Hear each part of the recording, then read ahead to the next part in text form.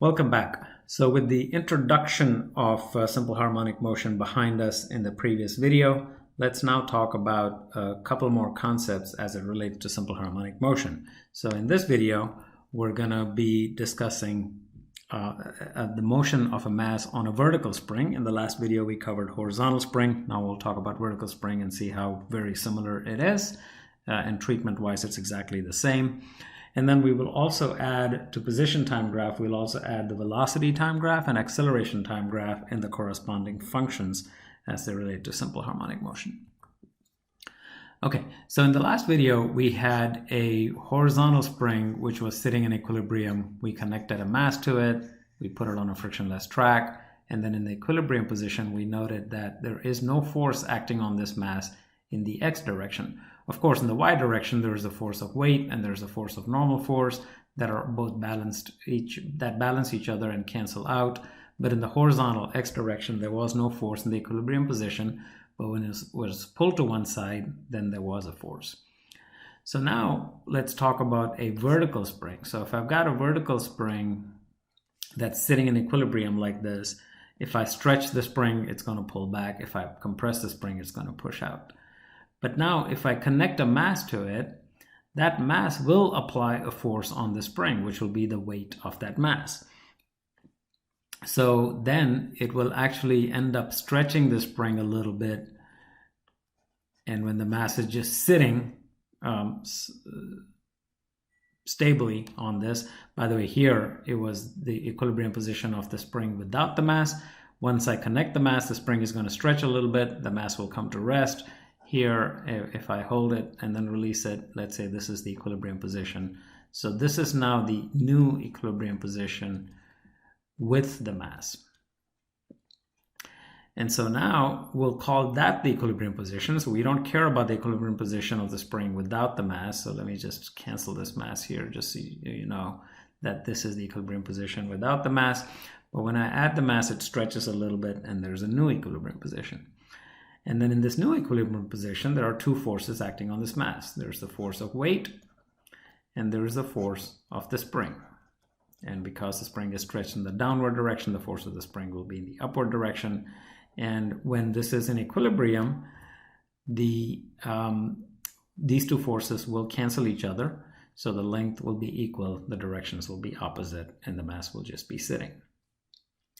Now, if I pull on the mass further and stretch the spring some more, now compared to that equilibrium position, there is a displacement, and let's call this delta y because we're now in the y-axis motion.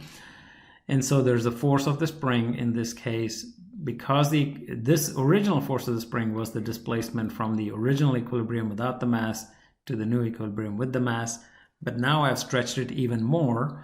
So because the force is linearly related to the amount of displacement, larger displacement leads to a larger force. So now the spring force would be bigger. The weight of the block is still the same. And so now there's a net force acting in the upward direction. And when it was in this equilibrium position here, the net force was simply 0. And then as a result of that net force pointing up, this mass is going to start accelerating up. It's going to start moving up and speeding up. It'll pass through the new equilibrium position where there is no force, but inertia will carry it upward. And then it'll come to a position somewhere here where it's compressed the spring. And now when it got to this point, now the spring is pushing down on the mass. Actually, let's just take a situation where it's not surpassing the original equilibrium. So let's say the mass comes to rest at this point. So now the spring is still stretched from the time when it had no mass on it, but it's not stretched as much as it was in the equilibrium position with the mass. So now my spring force is going to be small compared to the weight of the block. So now the net force is going to point down, and so the acceleration will go down. So the point is, it's a little bit confusing to talk about these two equilibrium positions, but if you adopt the new equilibrium position as the equilibrium position we care about, which is the equilibrium position when the mass is on the spring, then the motion of this mass on the spring is very similar to the horizontal motion. There is a net force in the opposite direction of the displacement from this new equilibrium. So it ends up resulting in a motion that is oscillating back and forth, back and forth, back and forth forever. If there is no friction or loss of energy to heat of any kind, then it'll oscillate forever on the spring, similar to the horizontal motion. And that's what we care about. So we will be talking about this displacement from the new equilibrium position. And if I draw this function out, we have a position, in this case, let's say y versus time t. And we saw that it was a nice cosine function, one full oscillation there. So this time here is capital T. And then let's take some of these midpoints of this oscillation. So if the total time here is t, the time here is going to be 1/2 of t. And the way the cosine function works, this time here will be t over 4. This time here will be t over 3t over 4, and so on. So when I look at it this way, I can now get a sense for what kind of motion I'm having. So at this point, so let's mark this as positive A, and let's mark this as negative A. And in my example, I'm sorry I took the example as pulling on the mass down, but let's just pretend that we actually push the mass up into this plus A position. So this is my time 0, so it corresponds to my plot. So position here is plus A, position here is minus A. So at time 0, I push the mass in and let go. Because the spring force is smaller than the weight here, it'll push down, it'll pass through the equilibrium point, it'll come to minus A, and then it'll oscillate back and forth. So that's what's shown by this graph over here. So the time it takes to go from plus A to minus A, which is from here, actually let's just take different points here. So when it's going from plus A to 0, it has gone through 1/4 of the oscillation, because the full oscillation is 1, 2, so it's going from plus A to 0, 0 to minus A to 0, 0 to plus A. So that's one full oscillation. So there are 4 components of it. So by the time it has gone to 1/4 the time, it has gone to the equilibrium position. And at the equilibrium position, displacement is simply 0. So we see that. When it's gone to from plus A all the way down to minus A, it has now gone. So let me mark these points here. So this is point 1, and on the graph, that point 1 is over here, which corresponds to t over 4. Point 2 is over here. That corresponds to all the way going from plus A to minus A. And then point 3 will be 3t over 4. 3/4 of the time has elapsed for the period. So now it's back to equilibrium at that point. So this is point 3. And then when it comes all the way back up to the beginning, this will be point 4, which completes one full oscillation. And then it'll keep going back and forth if we let it go. And we saw that the function here, y of t, was A times cosine of 2 pi over capital T times little t. That was all going into the angle for the cosine. And by the way, this angle has to be expressed in radians. This equation only works when this angle is expressed in radians, not in degrees. And so this is the definition of how the position changes versus time. And I can also write that as A times cosine of 2 pi frequency times little t. Because 1 over t is just 1 over capital T is just simply f. So both of these expressions are equivalent.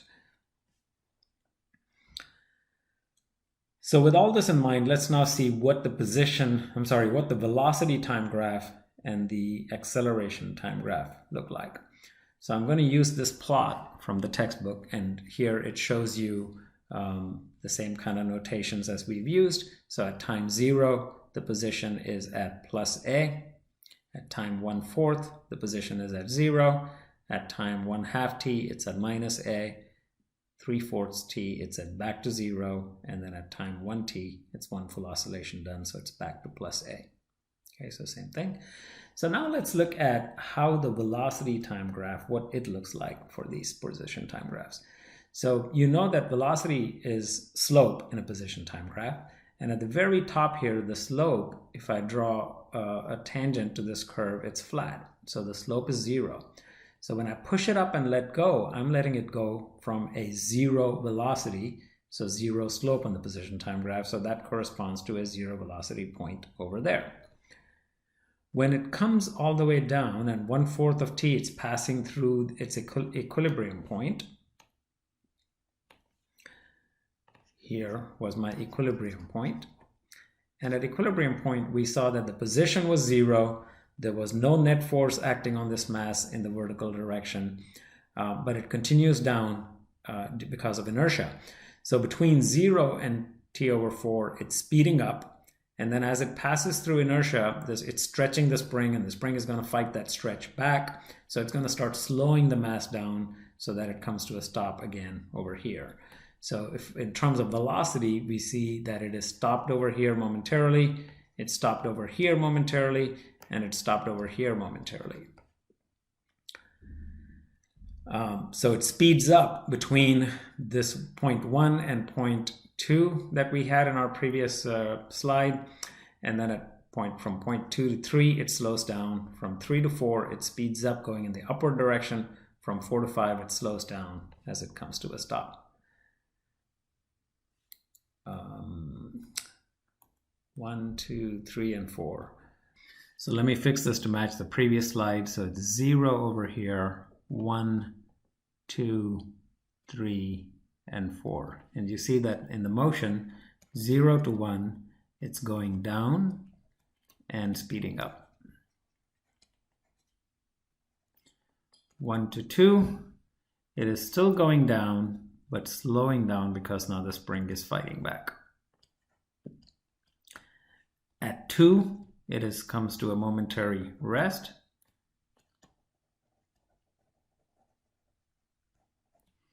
Two to 3, it speeds up in the upward direction, so it's going in the upward direction and it speed up. At 3, by the way, I should have written that also there, but I'll come back to that. At 3, it is moving the fastest. And 3 to 4, it's slowing down, but moving in the upward direction. And at 4, it is again at rest momentarily before it turns around. Okay. So if I were to mark the turnaround points, let me do that. So the turnaround points are 0, start from rest, and then after one full oscillation, it's going to come back to that top position, and then again, it's a turnaround point. So these are turnaround points where the mass will be at rest momentarily. 2 is a turnaround point. 4 is a turnaround point, and so on. Okay, in those places, the mass comes to a stop momentarily. At the equilibrium points, which is 1 and 3, the mass will be moving the fastest because it was speeding up and then it slows down after that. So it's the fastest here, and let me add that over here to say at 1 also it's moving the fastest. So at the equilibrium points we see that the mass is moving the fastest. So back to our graphs. So position time graph, slope is velocity. So here the slope is 0. I lost my cursor. Here we go. Here the slope is 0, so the velocity is 0, and then the slope is negative, which means the velocity is negative, and it reaches a maximum slope over here before it starts to flatten again. So the velocity is maximum negative over here, and then it starts to reduce, comes back to 0 velocity over here, and then it goes in the positive direction. Upward direction is positive, so maximum velocity over here, and then it comes back to 0. So these Vmax values are relevant for that, and we'll talk about what they are in a second. And then similarly, if you go from velocity time graph to acceleration time graph as the slope, you will get this kind of a curve. So negative slope here means negative acceleration, maximum negative acceleration at point 0, At this point, there is no acceleration, so 0 acceleration. At this point, there is no acceleration, so 0 acceleration. Again, here, there's maximum positive acceleration, so that corresponds to this, and so on. Okay. The last thing I want to mention is what are the expressions for these maximum velocities and maximum positions. So we see that x max, I keep losing my cursor in this, so x max is simply a. The maximum position is a. V max, it turns out, is 2 pi f times a. I'm not going to give you the derivation for that. The textbook tells you how to think about this in terms of an analogy to a circular motion. Using calculus, it actually becomes easier to see how this is, but just take my word for it, and you can see that the equations will give you the right units. A is measured in meters, frequency is measured in per second, so this gives you meters per second. So the maximum velocity is just 2 pi fa, or 2 pi over t times a. And then the acceleration maximum is given by 2 pi f squared a, or 2 pi over t squared a. And once again, the units will work out. This is 1 over second squared times meter will give you meters per second squared. And if you, well, let me not confuse you, but well, let me just mention it briefly that 2 pi over t in a circular motion is omega.